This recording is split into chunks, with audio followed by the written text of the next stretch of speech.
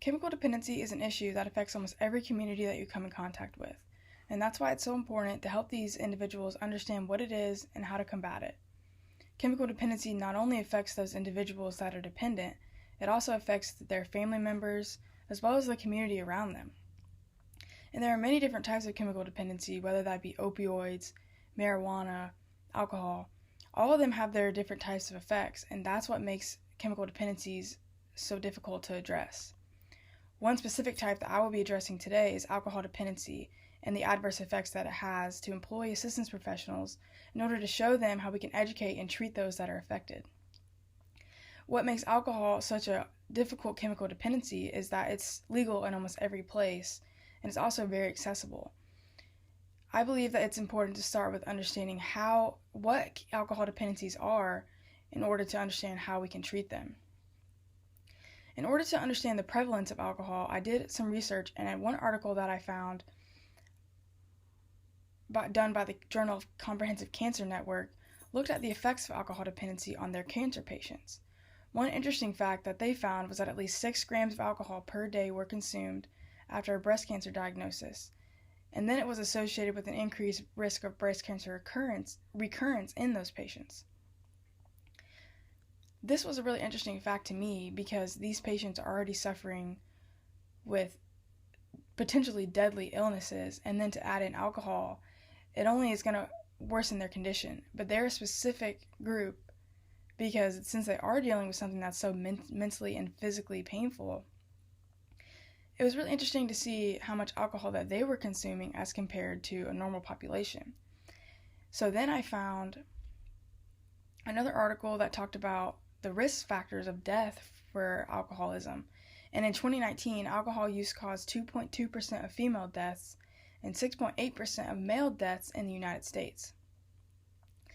And these were shocking numbers to me because if you look at the number of deaths in the United States, that was an overwhelming number of male deaths to me with alcohol. And that is why it's such an important chemical dependency that needs to be addressed, because it affects individuals in almost every facet of their well-being.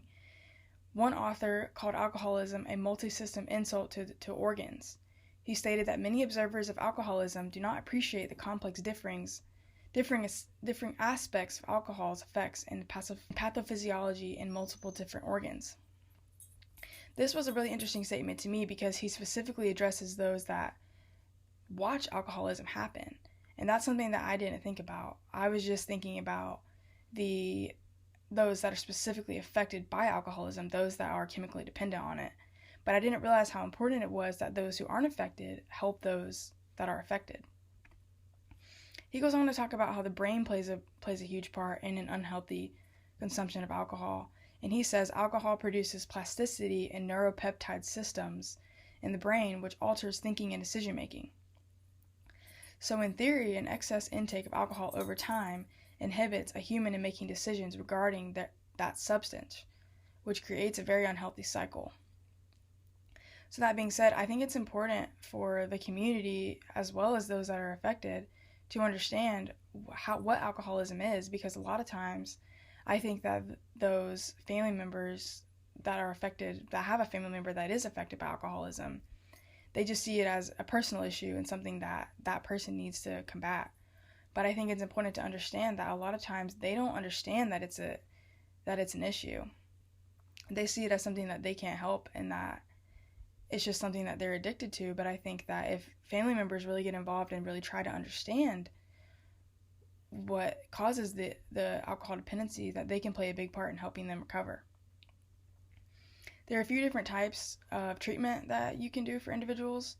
One article by Wang talks about the cognitive behavior therapy being effective, as well as motivational interviewing.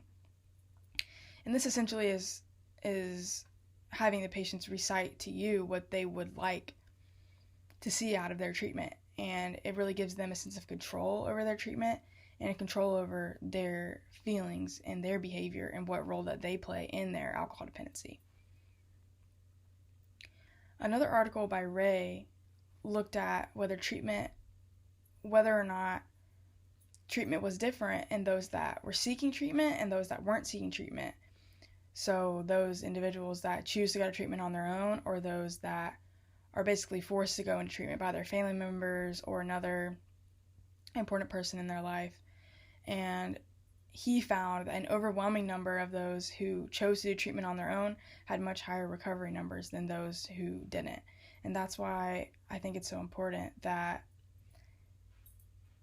family members have a big role, as well as medical professionals. They play a big role in helping those individuals understand that they do have a problem and that they can be solved, and that they're not too far gone.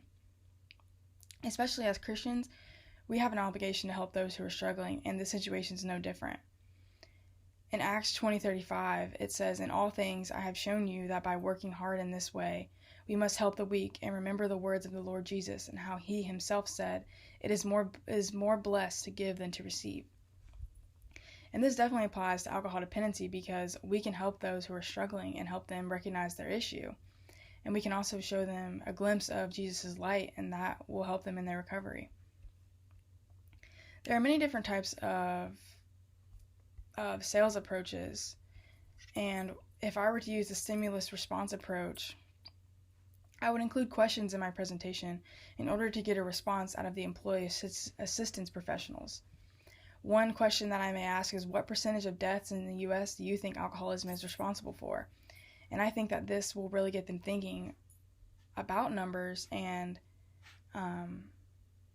just really thinking about how serious that the effects are on those individuals.